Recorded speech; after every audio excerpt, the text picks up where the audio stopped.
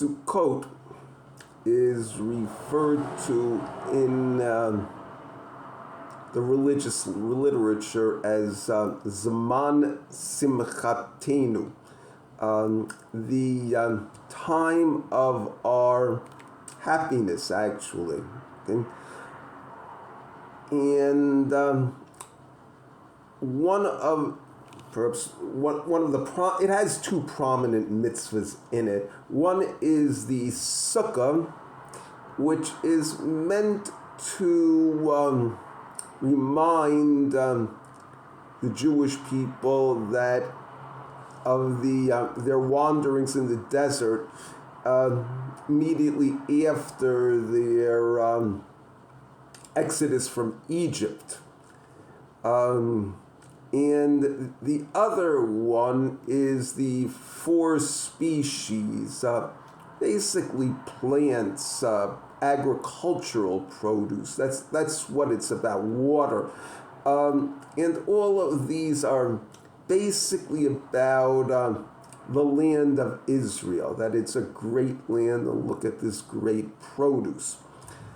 One of the difficulties that person runs into from the standpoint of the Chumash is that when you read the Chumash, it's a lot of rebuke. It focuses a lot on the sins of the Jewish people, and you start wondering, well, was this time of going out of Egypt such a happy time? The basic idea is that it's like a couple's first year of marriage when they're very happy. Okay, so what I'd like to do is review the things in the Chumash that really focus on the joy of the time in the desert. Now, the first thing that you come up with is the exodus from Egypt. And what that basically means is getting out of a really miserable place to live and a miserable place to work, okay? And the hope of going to a very nice job in a very nice area. That is very definitely happiness, okay? Then you get the manna, literally food from heaven. It rains down from heaven, that it's very tasty food. It's very flexible food. It doesn't require really much in the way of preparation. It's basically happy. Next you have Parshas Yisro, which, well, for Moshe Rabbeinu, it's very happy. It's an interesting character, Moshe Rabbeinu, in his marriage. Essentially, what happens with Moshe Rabbeinu is that Yisro gives him his daughter Tzipporah in marriage. And basically, HaKadosh Baruch Hu is like the father of all people, and so to speak, when a person is getting married, it's like HaKadosh Baruch Hu is giving them his daughter in marriage. Okay, after that, but included in that is the giving of the Ten Commandments, which its portrayal is basically one of elation.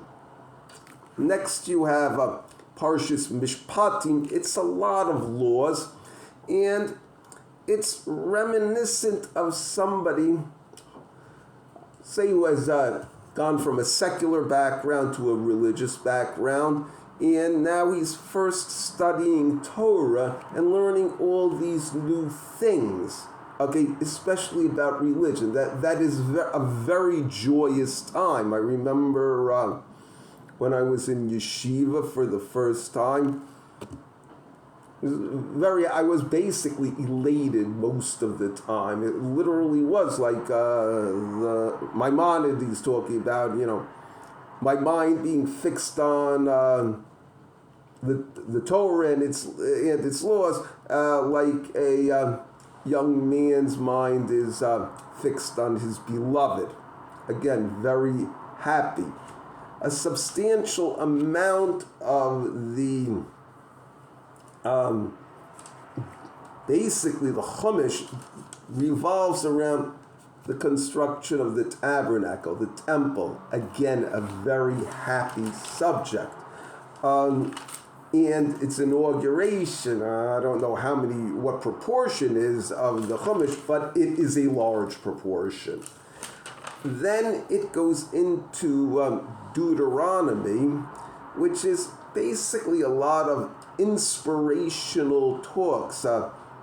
The beauty of Eretz Yisrael, exhortations of the greatness of the law and to keep them, and finally the blessing of Moshe as in going into Israel. When you start looking at the Haftorahs for